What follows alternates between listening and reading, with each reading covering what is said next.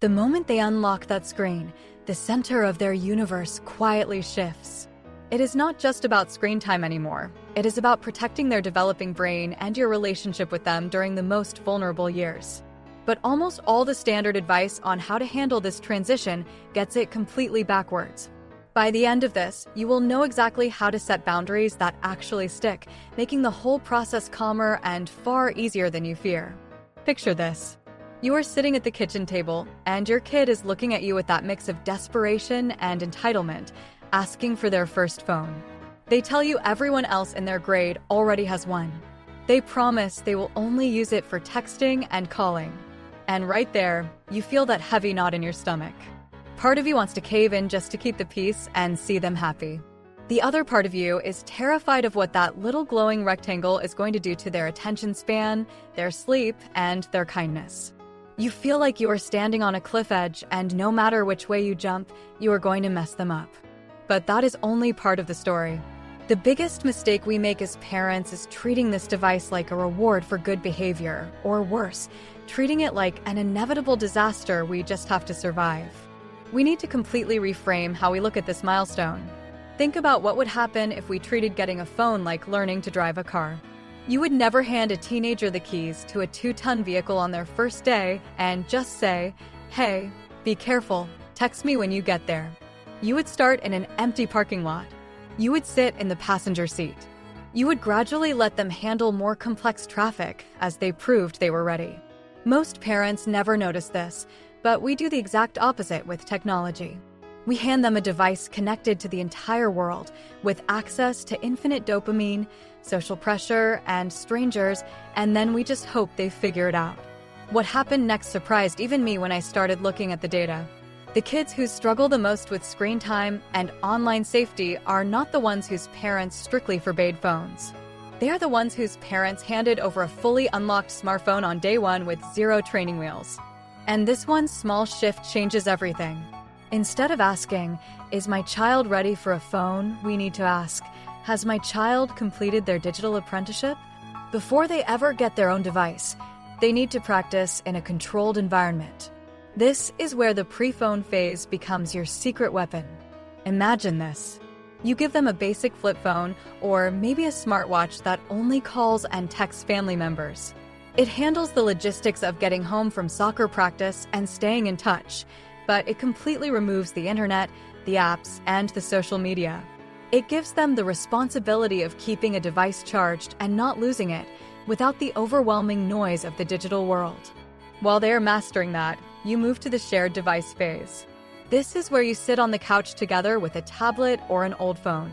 You let them browse, but you are right there. This is not about spying on them. This is about co-viewing. You are teaching them how to swipe past things that make them uncomfortable. You are showing them how to spot a misleading ad. You are modeling what it looks like to put the device down and walk away. Most parents skip this step because they think their kid already knows how to use an iPad, so they must be ready for a smartphone. But navigating YouTube Kids is entirely different from navigating the social dynamics of a middle school group chat. Now here is where it gets interesting. During this training phase, you need to install what I call the stomach drop rule. You sit them down and you say, "If you are ever looking at something on a screen and your stomach drops, if you feel a sudden wave of anxiety, disgust, or confusion, I want you to immediately close the screen and come find me. You will not be in trouble. We will figure it out together." You have to say this, and you have to mean it. Because when they inevitably stumble onto something inappropriate, or a friend sends them a weird picture, their first instinct will be to hide it out of fear that you will take the device away. If they hide it, they have to navigate it alone. If they come to you, you can guide them. But there was one real problem with just setting rules for the kid. The resentment builds. They feel singled out. They feel like they are the only ones being restricted while the adults get to do whatever they want. This is where the family media plan comes in, and it is the difference between a battle and a breakthrough. You do not write a list of rules for your child. You write a contract for the entire family. You sit down together, maybe order some pizza, and you draft the boundaries. And here is the crucial part. The rules apply to the adults too. Imagine the look on your kid's face when you hand them the contract and it says that no phones are allowed at the dinner table, including mom and dad's. When you agree that all devices charge in the kitchen overnight, including yours. When you commit to putting your phone away when they walk in the door after school. And this one small shift changes everything. The moment they see you sacrificing your own convenience to honor the family boundaries, the resistance melts away. They stop seeing you as the screen time police and start seeing you as a teammate in managing a tricky technology. If you are tired of the daily screen time battles and just want a clear, step-by-step roadmap to navigate this without the constant friction, I put together a free sample chapter of my Parenting in the Digital Age Guide. It breaks down exactly how to set up these family agreements and handle the pushback, and it is linked right below in the description. It is completely free, and it will save you so much guesswork. Let us talk about the first few weeks after you finally hand over the phone. This is the critical window. There is a honeymoon phase where they are absolutely thrilled, and then, usually around day 4, the pushback begins. They will test every single boundary you set. They will ask for 5 more minutes. They will claim they need it for homework. They will get moody when you enforce the kitchen charging station. This is completely normal. Do not panic and do not take the phone away in a fit of anger. Instead, use the grace period concept. Tell them upfront that the first 2 weeks are a training period. If they break a rule, the consequence is not losing the phone forever. The consequence is losing the phone for the next day. It is a short, logical reset. You say, hey, you forgot to put it in the kitchen last night. That means you need a break from it today to reset your habits. You will get it back tomorrow morning. This keeps the consequence proportional and removes the emotional drama. It teaches them that boundaries are consistent, not arbitrary. If you want calmer, more confident parenting in a screen-filled world, sticking around is probably the simplest way to stay one step ahead of what your kids are facing, because the digital landscape changes faster than any single video can cover. Now we need to talk about the part most parents miss, the emotional weight of that first phone. It is not just about the screen time. It is about the social pressure. For the first time, your child is carrying their entire social hierarchy in their pocket. The group chats, the read receipts, the snaps that disappear, the likes, the followers.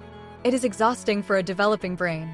They will come to you crying because they were left out of a chat or because someone said something mean in a comment section.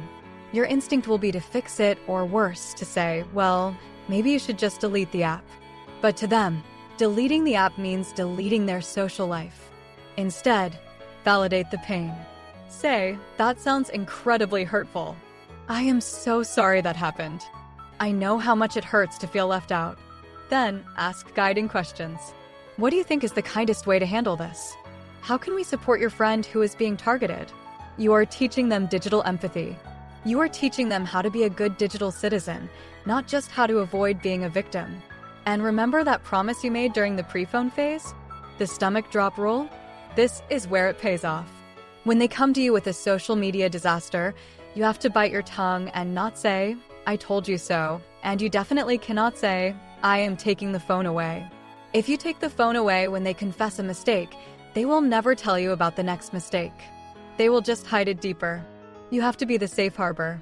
You have to be the person who helps them navigate the storm, not the person who grounds the ship. Think about what would happen if we focused less on controlling every tap and swipe and more on building their internal compass. External controls, like blocking apps and setting timers, are necessary when they are young. But they're going to leave home eventually. They're going to go to college or move out or get a job where no one is monitoring their screen time. If they have only ever relied on you to tell them when to stop scrolling, they will binge for days when they finally get freedom. The goal of this entire process is to slowly transfer the responsibility from your brain to theirs. You start with high control and low freedom. As they demonstrate responsibility, as they show they can put the phone down when asked, as they show they can handle social conflict without falling apart, you gradually increase their freedom. You unlock a new app. You extend the screen time by 15 minutes. You let them keep the phone in their room for an hour before bed, provided they actually use it to read or listen to a podcast instead of scrolling. You are training them to self-regulate. It is also vital to protect their offline identity. In a world where they are constantly curating an online persona, they need to remember who they are when the screen is off. Encourage hobbies that have nothing to do with technology. Sports, art, cooking, building things, reading physical books. Make sure their self-worth is tied to their character, their effort, and their kindness, not to their digital footprint. When they know who they are offline, they are much less likely to lose themselves online. Let us bring this back to the kitchen table. Remember that feeling of dread when they first asked for the phone? That feeling was your parental instinct telling you that a major transition was happening. It was not a sign that you were failing. It was a sign that you cared deeply. You do not have to be a tech genius to raise a healthy kid in the digital age. You just have to be present. You just have to be willing to have the awkward conversations, to model the behavior you want to see, and to keep the door open no matter what they encounter on that screen. The phone is not the enemy. It is a tool. It can be a bridge that connects them to friends, a library of human knowledge, and a creative outlet. But it can also be a wall that isolates them and a distraction that steals their childhood. The difference between the two is not the device itself. The difference is the relationship you have with your child and the boundaries you build together. You are going to make mistakes. You will hand it over a little too early, or you will be too strict, or you will forget to put your own phone away at dinner. Forgive yourself. Parenting in the digital age is uncharted territory for all of us. We are all just figuring it out as we go. The fact that you are here, listening to this, learning, and trying to do it better means you are already exactly the parent your child needs. What is the one screen time rule that actually works in your home? I know every family is different, and what works for one might be a disaster for another. Let me know in the comments. I read every single one, and I genuinely love hearing how different families are navigating this wild, messy, beautiful digital world. Keep showing up, keep keeping the door open, and remember that your connection with them will always be stronger than any algorithm.